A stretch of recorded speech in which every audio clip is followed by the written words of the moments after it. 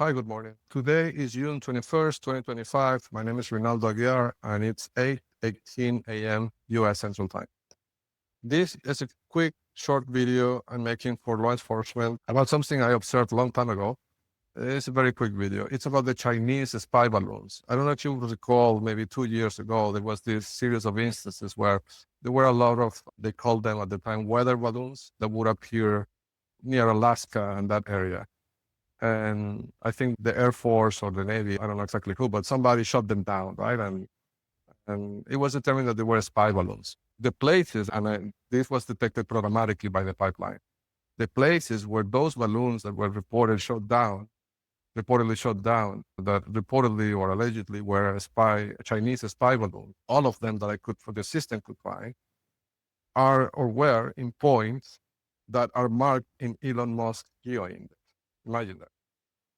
What are the chances of that? So obviously, that this ties the index back to the Chinese, right? So it's a very important observation. Now, another thing I want to mention, and in one of the documents that the pipeline found, there was a series of news reports, and this could be a tricky subject, so I don't know, but I have to say, there was a series of news reports that said, I don't recall the name right now, I have to check the system, but this person from the FBI says that the Chinese spy balloons, were using the ISPs to communicate to, because you have to ask yourself the question, if this is an unmanned balloon, how does it navigate, right? How does it adapt to weather conditions, to wind, it has to have connection to some sort of network to be able to be controlled, okay? The reason I'm saying this is because I think that team or that person from the FBI that made that assessment probably is working for the other team, because what they were doing was creating an explanation so nobody would question how was the balloon controlled. Because questioning how was the balloon controlled would lead to suspect the existence of this parallel internet that they have. Xi Jinping had to keep that secret. So the solution, have the FBI say that it was being controlled using regular ISPs, not the parallel internet.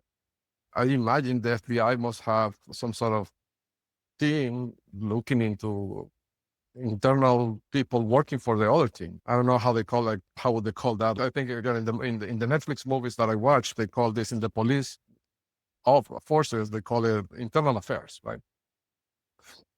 So I don't know, I imagine the FBI will have something equivalent to that, but if they have, and they ever see this message, I would suggest looking into the people that made those statements about the Chinese balloons being controlled by ISPs or using ISPs, because that is obviously not true. If they were being controlled using this parallel internet controlled by Elon Musk, because they were marked in the index, the positions where they were shut down. And this data I don't have, and this is another suggestion, but if you have data that have the actual, because I have the points where they were shut down only, right? But maybe with satellite imagery, you could figure out the points by which they were navigating, like the balloons, right? The historical navigational points they went through. Because if you have that, please check them against the index to see if they're marked in the index, because that would be more definite proof.